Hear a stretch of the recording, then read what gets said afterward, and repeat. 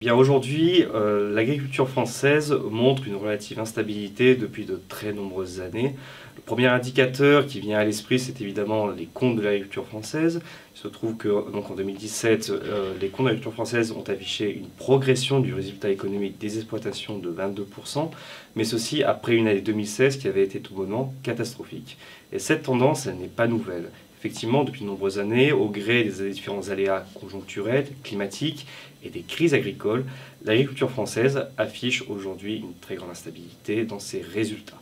Et il se trouve que ces résultats montrent aussi de très profondes disparités selon les productions, selon même les exploitations qui produisent les mêmes produits. Et donc aujourd'hui la question se pose, comment est-ce que les agriculteurs peuvent-ils continuer dans ce contexte? Et la chose aussi qu'il faut savoir, c'est que la précarité agricole est un phénomène aujourd'hui qui est réel, qui est tangible et qui pose de nombreuses questions. Un chiffre revient forcément à l'esprit, c'est que l'année dernière, près d'un agriculteur sur trois a déclaré gagner moins de 350 € par mois. Et donc cela pose une véritable question sur la viabilité des exploitations.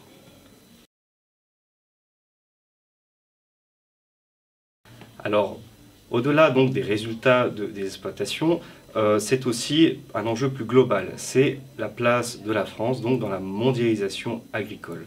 Il se trouve que historiquement, la France avait une place prépondérante, une place majeure, notamment de par sa capacité à se projeter vers des zones dites à haute sismicité alimentaire, plus particulièrement donc des zones géographiques situées dans le Moyen-Orient et l'Afrique du Nord. Et il se trouve que depuis plusieurs années aujourd'hui, que cette place est contestée, fortement contestée.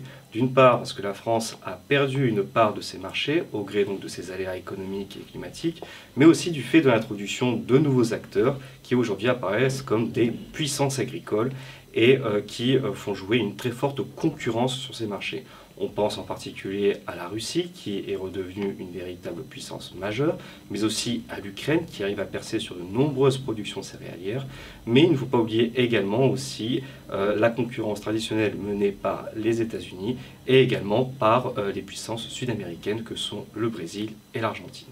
Donc l'enjeu aujourd'hui pour la France, il est aussi de pouvoir reconquérir ces marchés, reconquérir ces places fortes et ces marchés porteurs, à la fois donc sur le plan économique, en réussissant à exporter à un niveau qui était le sien auparavant, notamment sur des marchés comme le Maroc, l'Algérie, la Tunisie sur le plan céréalier, et également aussi de projeter ça sur un plan diplomatique et renouer aujourd'hui des relations qui sont essentielles pour l'entretien de relations commerciales saines et équilibrées.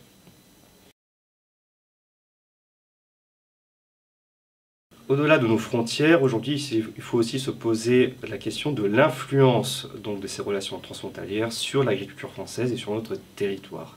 Il se trouve que, à travers donc les négociations menées par l'Union européenne, l'Europe ouvre de plus en plus ses échanges auprès de nouveaux pays et de nouvelles puissances agricoles. Or, il se trouve que de par la concurrence et la compétitivité de ces pays, cela pourrait représenter une véritable menace pour nos productions.